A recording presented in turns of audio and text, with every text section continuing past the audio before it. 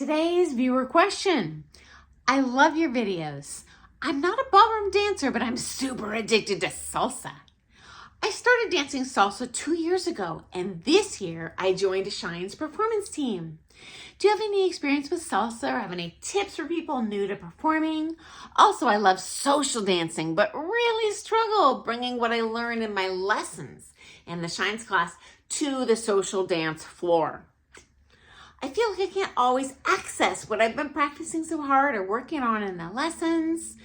And I'd love to be able to just do it spontaneously. The music can look great. Thanks for sharing your info and experiences. Oh, yay. Thank you so much, guys. Okay, so we've got 2 questions here, and I'm going to address these in 2 separate videos. Number 1 video, how to apply what you learn in the lesson to the dance floor. So I'm going to cover that now. Number 1, go to social dances. You need exposure therapy. Do not expect, if you show up to 2 or 3 social dances a year, that it's going to go remotely well. It's no different than competing. It's a different environment. It's more high stress. There's more going on. You've got to multitask. You might have people in your way. There's people watching. It's nerve-wracking. So exposure therapy. Just like competing. If you want to compete more. Then you won't be as nervous, then you'll dance better. Same thing with social dancing. Number 2, tell your teacher that that is your goal.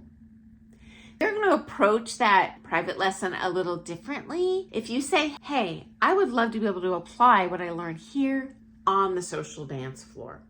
And they will guide the lesson accordingly. During the lesson, you get to stop, you get to talk. Can't do that at a social dance. You might have to throw it down for 3 hours straight.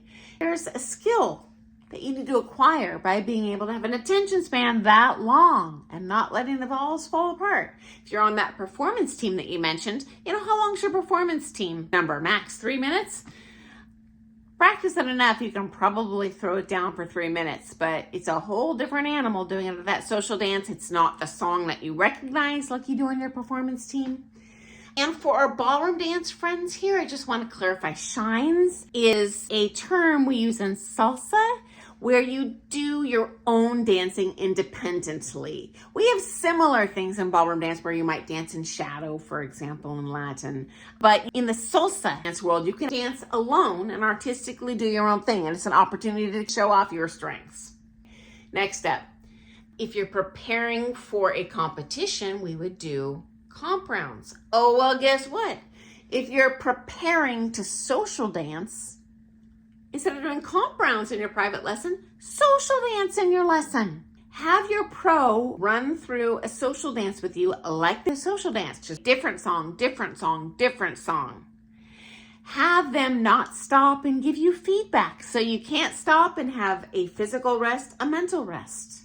This is great feedback for your pro so we can teach you better when we see, okay, what's going to fall apart in the social dance? Because we all got something that's going to fall apart, and it's probably going to fall apart pretty reliably in certain areas. You need to run the lesson accordingly. If you're doing the performance team, you get to spread out those performances. Even if you make some sort of final, you're not going to do that performance over and over and over. You might do it couple times over the course of days, and that is a huge mental health break. You don't get that during the social dance.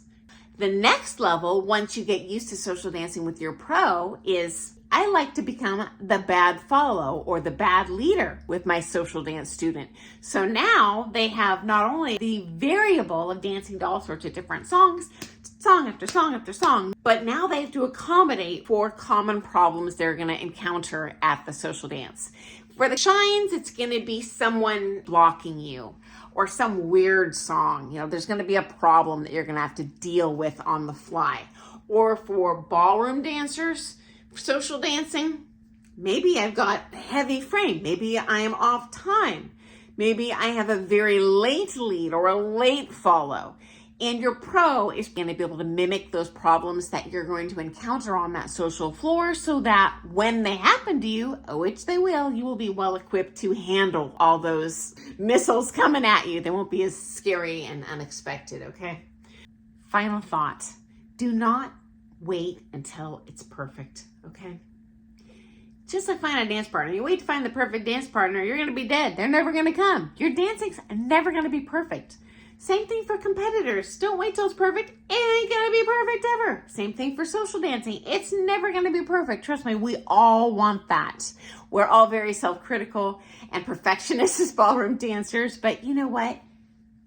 If you show up and do your best, it's gonna get more perfect over time. I promise you that. I'll tell you what's gonna slow you down, not showing up at all.